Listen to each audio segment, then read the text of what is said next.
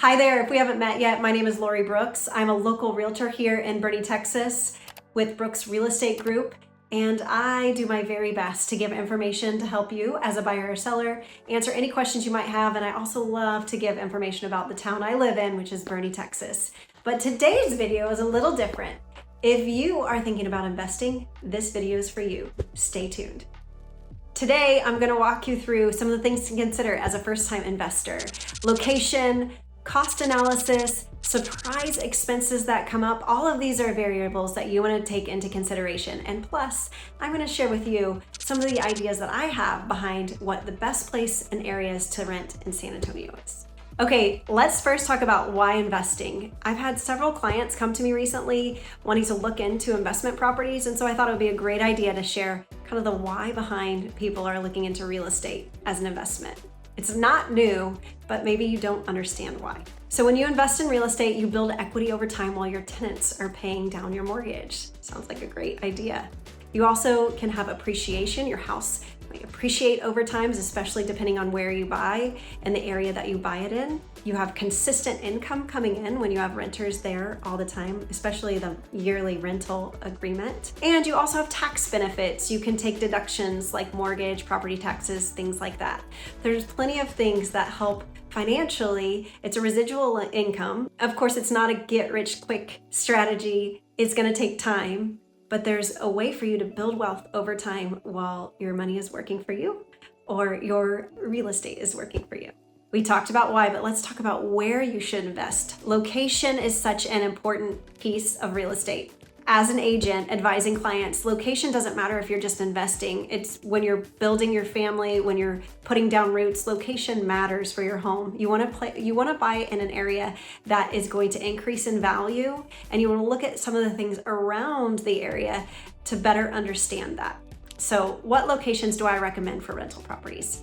Number one, employer or base areas. So what do I mean by that? San Antonio is a military city. And so there's many people that are coming here PCSing here with their family, and that usually means short-term deployment. Sometimes they don't want to buy a home.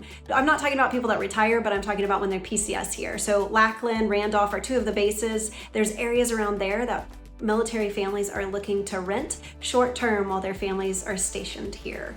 Also, there's employers that are bringing in manufacturer companies in San Antonio. There's a Toyota manufacturing plant. Amazon is here. There's lots of different places that are starting to make roots in San Antonio, and those are great places as well to buy your investment. I also look for schools. When families are moving here, they care about education. They care about top-rated schools. School districts matter. Doing your research on that is very important. Sometimes people are moving here and they care about transportation or highways. They want to be close. Maybe they want to be in a different school district, but they want to be close to an area where they can easily get to their job. So location and transportation highway areas also matter. So many times you'll see the development of communities beginning with new build communities. And then they start building around them, whether that's a new HEB coming or shopping centers, schools. Typically it starts with houses. And so I look for the new build communities. It's one of my favorite things to advocate for clients on investment properties. And that's because you usually see pretty good equity or appreciation in those homes in those areas. And finally, you want to consider low crime rate. You want to look at the area. You want to make sure that it's upkeep well. All of that matters. You might get a less expensive house in an area, but it might not be the most desirable house for people that are renting. And that affects your rental price. Okay, and saying all that, what are my favorite areas that I consider rental properties in? I just mentioned new build communities are my favorite. I look at the amenity centers and the new build communities because if a family is coming in, if you're trying to attract a family, amenities matter. Right? They want to have a swimming pool, especially in Texas, and they want to have somewhere for their kids to go. The school districts obviously matter too, like I just said. So new build communities that are going in right now that I like, just off of 90, a little bit outside of the Alamo Ranch area. Alamo Ranch is a booming area, but sometimes people complain about traffic, so I like to go outside of that area on 90 to 11 towards Castroville, but not exactly to Castroville. These school districts are all good. outside of 1604 Loop, and it's close to Lackland Air Force Base. There's a new area, fairly new area on the south side where Texas A&M at San Antonio is. There's also, I think, some medical buildings. I believe there's a new university hospital going in down there. It's called Vida, and they're building quality homes, like high-end builders. They're also building more affordable housing in that area. Also like the Boerne area because it's growing. The school district is great. It's growing, and we're going to see, I think, a lot of equity growth in the next several years. And then Schertz area, they're pulling a lot from the New Braunfels. New Braunfels is a growing area because Austin cost was so high, but just south of New Braunfels is the Schertz area. It's a really great area. It's growing. It's one of my favorite places. If you want to consider outside of an Air Force Base, Converse, Universal City area is one place, and that's right outside of Randolph. The military bases are important. And then y'all know I love Boerne. Boerne's going to be a little bit costly when it comes to investing in a property, but the rental rates are usually higher because the top rated schools. It's a very sought after place to live, and so that is another area that I like for people to invest in. What I would always consider is the HOA rules. Sometimes there's rules in some of these communities, whether or not they allow investment properties. So these are things that we'll look at when we're going through the process, but just considering areas, those are some of my favorites. The financial piece is usually the reason why people are looking into investment. So let's break that down. How do you determine the financial piece of investment properties? Well, you have to consider your cash flow. So your cash flow is your monthly rent minus your mortgage payment, your HOA dues, your property taxes, vacancy, property management, all of these things you have to weigh in when you're considering your cash flow. And sometimes it takes a little bit for properties to cash flow, but you're gonna get there. There's a few rules of thumb that people consider, the 1% rule. So if you buy a house for $250,000, then you should be able to rent it for $2,500. That's the 1% that you're getting. Okay, and the other one is the 50% rule. Expect 50% of your rental monthly income to go not just to your mortgage, but to the other expenses as well. That includes property taxes, maintenance, insurance, vacancies. Another thing you consider is your cash on cash return. So it is your annual cash flow divided by your total cash invested. So if you put 50% in and you get $5,000 in rent, that's a 10% return. This might be just too much.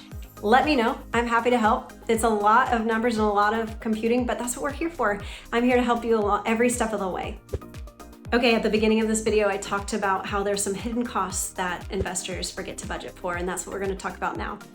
Maintenance and repairs is the first one.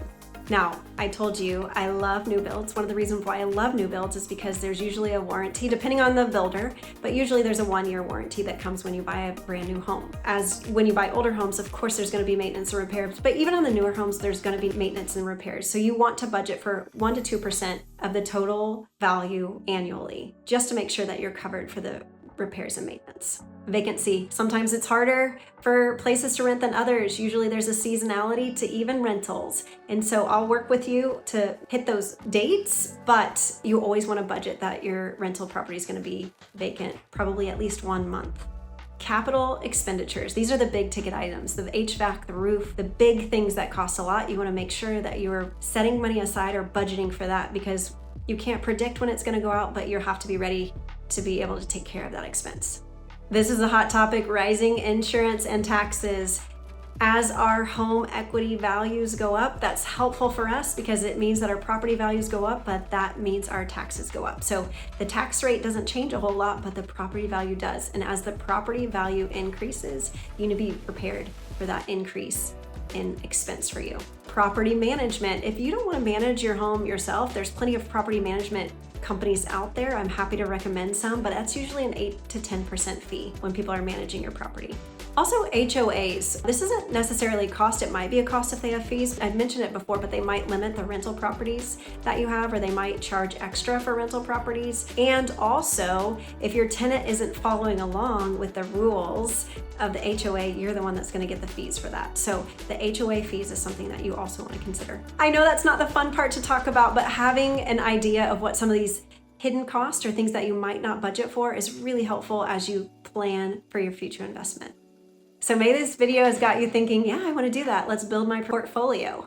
Well, you don't have to buy 10 houses In order to start, you can just start with one, and I'm here to help you every step of the way. I want to sit down with you and have a conversation about what your goals are, the area that you're looking for, the ideal client, the ideal tenant that you're thinking about. All of these are factors that matter in where we look for your investment property. So I am here every step of the way. I will help you with the financial pieces, looking at what rental properties are going for in the area that we've narrowed it down to, looking to see how many have rented in the last X amount of months. Those are things that I do on my side to help make sure that we're doing a good job for the investment. I've already told you that I like different locations for different reasons and different communities for different reasons, but really it's up to you. I'm here to help guide you along the way. This is my thought on it as working with both renters and investors, but really, the sky's the limit. Start with one and let's just start building your wealth today. I hope this video is helpful for you today. If I missed anything or if you have questions or specific area questions I'd love to answer, drop me a comment below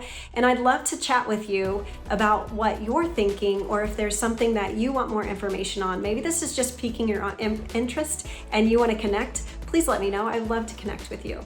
Thanks for watching today. If you liked this video and it was helpful, don't forget to like and subscribe. Also, don't forget to follow me on Instagram. Instagram is where I give you behind the scenes of me, my family, Bernie, and just a little bit more insight on what our day-to-day looks like. Thanks for watching. Have a great day.